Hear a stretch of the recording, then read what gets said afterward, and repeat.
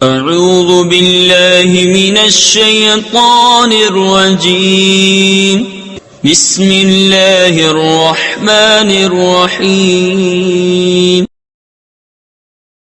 ما ننسخ من آیت او ننسها نأت بخیر منها او مثلها أَلَمْ تَعْلَمْ أَنَّ اللَّهَ عَلَى كُلِّ شَيْءٍ قَدِيرٌ أَلَمْ تَعْلَمْ أَنَّ اللَّهَ لَهُ مُلْكُ السَّمَاوَاتِ وَالْأَرْضِ وَمَا لَكُمْ مِنْ دُونِ اللَّهِ مِنْ وَلِيٍّ وَلَا نَصِيرٍ۔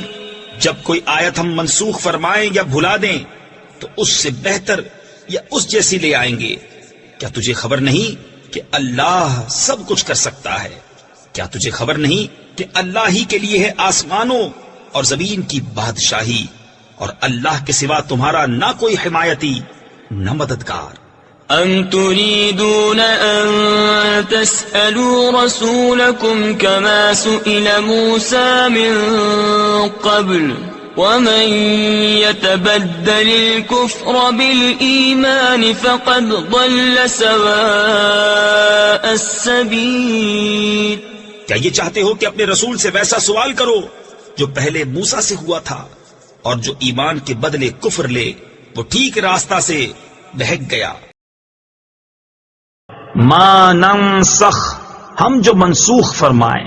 نسخ کا معنی ہے سابقہ حکم کو کسی بعد والی دلیل شرعی سے اٹھا دینا، اور یہ حقیقت میں سابقہ حکم کی مدت کی انتہا کا بیان ہوتا ہے۔ اس آیت کا شان نزول یہ ہے کہ قرآن کریم نے گزشتہ شریعتوں اور کتابوں کو منسوخ فرمایا تو کفار کو بڑی وحشت ہوئی، اور انہوں نے اس پر اعتراضات کیے۔ اس پر یہ آیت مبارکہ نازل ہوئی اور بتایا گیا کہ منسوخ بھی اللہ تعالیٰ کی طرف سے ہے اور ناسخ بھی، دونوں عین حکمت ہیں، اور ناسخ کبھی منسوخ سے زیادہ آسان اور نفع بخش ہوتا ہے، لہذا قدرت الہی پر یقین رکھنے والے کو اس میں تردد کی کوئی گنجائش نہیں۔ کائنات میں مشاہدہ کیا جاتا ہے کہ اللہ تعالیٰ دن سے رات کو، گرما سے سرما کو، جوانی سے بچپن کو، بیماری سے تندرستی کو، بہار سے خزاں کو منسوخ فرماتا ہے۔ یہ تمام نسخ و تبدیل اس کی قدرت کے دلائل ہیں، تو ایک آیت اور ایک حکم کے منسوخ ہونے میں کیا تعجب؟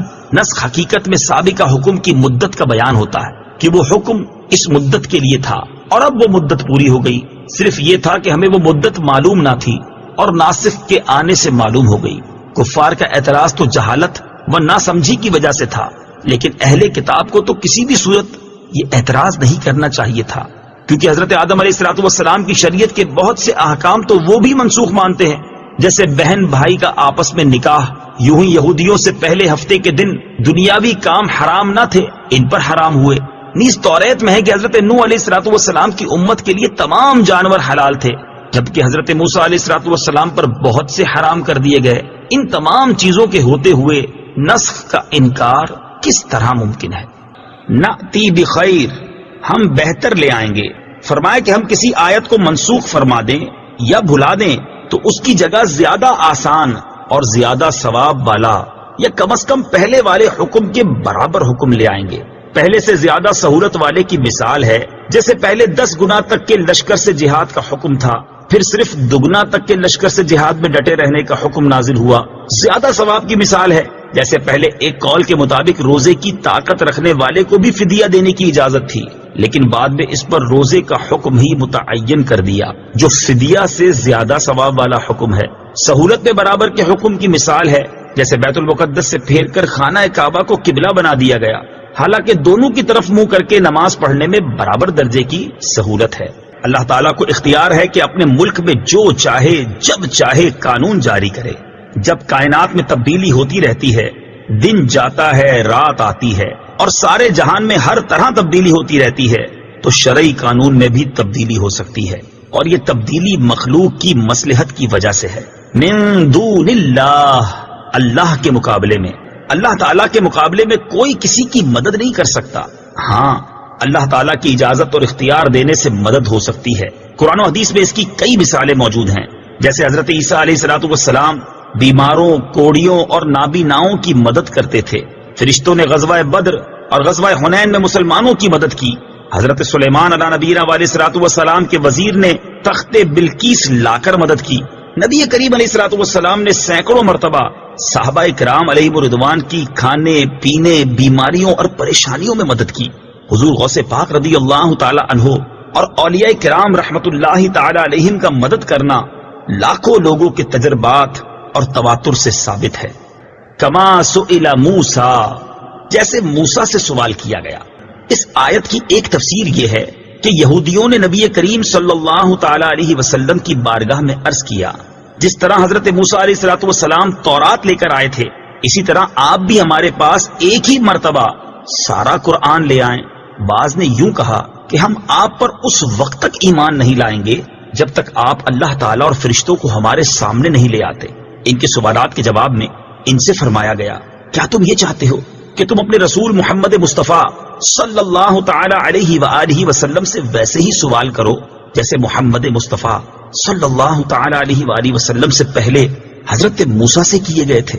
اے یہودیوں، جب میرے حبیب صلی اللہ تعالی علیہ وآلہ وسلم کی نبوت کا درست ہونا دلائل اور معجزات سے ثابت ہو چکا تو پھر ایسے لا یعنی سوال کیوں کر رہے ہو؟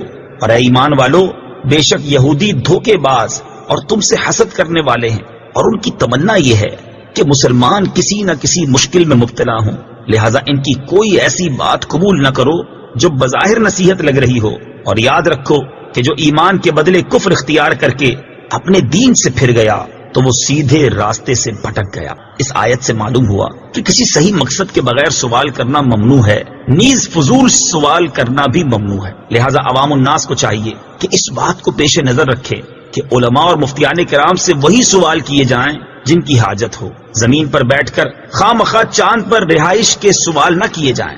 بعض لوگ علماء کو پریشان کرنے یا ان کا امتحان لینے یا ان کی لا علمی ظاہر کرنے کے لیے سوال کرتے ہیں، یہ سب ناجائز ہے۔ مسلم شریف کی حدیث ہے، حضرت ابو ہریرہ رضی اللہ تعالیٰ عنہ سے روایت ہے، سرکار دو عالم صلی اللہ تعالی علیہ وآلہ وسلم نے ارشاد فرمایا، میں تمہیں جس کام سے منع کروں اس سے رک جاؤ، اور جس کام کا حکم دوں اسے اپنی طاقت کے مطابق کرو۔ تم سے پہلے لوگوں کو محض ان کے سوالات کی کثرت اور اپنے انبیاء علیہ الصلوۃ والسلام سے اختلاف کرنے نے ہلاک کیا،